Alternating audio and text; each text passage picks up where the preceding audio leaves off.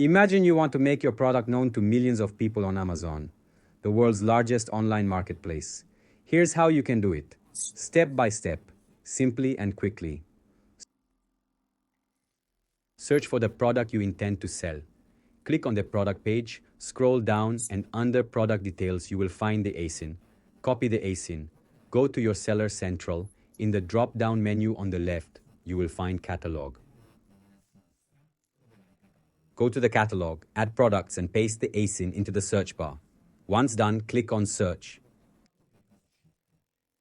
Click on the product and you'll find the condition. Select the condition in which you want to sell it and click on Sell this product. Here, once the page has loaded, you will enter the price, the condition of the item, and the management channel, i.e., whether you want to sell it yourself, sell it using Amazon's logistics, or ship the item yourself. Once you have chosen the management method, enter the price and click on Save.